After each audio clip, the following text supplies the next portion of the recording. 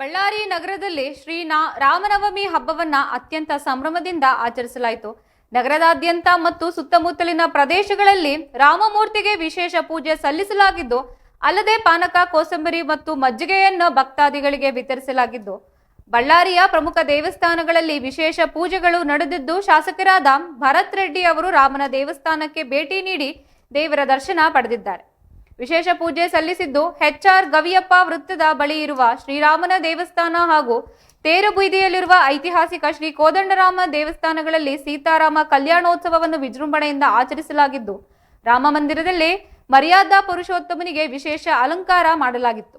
ಇದು ಭಕ್ತರ ಗಮನ ಸೆಳೆದಿದ್ದು, ಮುಂಜಾನೆಯಿಂದಲೇ ದೇವಾಲಯಗಳಲ್ಲಿ ರುದ್ರಾಭಿಷೇಕ ಸೇರಿದಂತೆ ವಿವಿಧ ಪೂಜಾ ವಿಧಿವಿಧಾನಗಳನ್ನು ನೆರವೇರಿಸಲಾಗಿದ್ದು, ಶ್ರೀರಾಮ, ಲಕ್ಷ್ಮಣ, ಸೀತಾಮಾತೆ ಮತ್ತು ಆಂಜನೇಯ ಸ್ವಾಮಿಯ ಮೂರ್ತಿಗಳಿಗೆ ವಿಶೇಷ ಅಭಿಷೇಕಗಳನ್ನು ಕೂಡ ನೆರವೇರಿಸಲಾಗಿತ್ತು. ರಾಮನವಮಿ ಪ್ರಯುಕ್ತ ಹಲವಾರು ಸಾಂಸ್ಕೃತಿಕ ಕಾರ್ಯಕ್ರಮಗಳನ್ನು ಆಯೋಜಿಸಲಾಗಿದ್ದು, ಈ ಉತ್ಸವದಲ್ಲಿ ಸಾವಿರಾರು ಭಕ್ತರು ಭಾಗವಹಿಸಿ ರಾಮನ ಕೃಪೆಗೆ ಪಾತ್ರರಾಗಿದ್ದಾರೆ.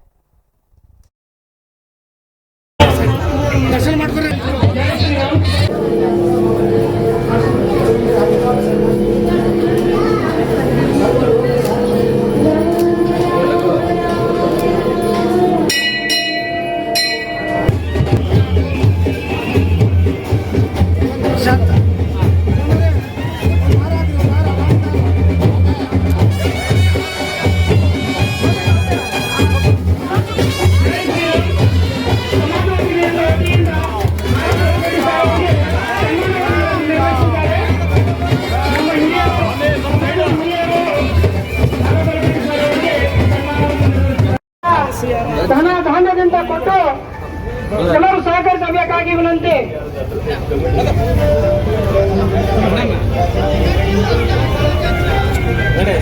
ಹೆಚ್ಚಿಸಬೇಕಾಗಿ ವಿನಂತಿ.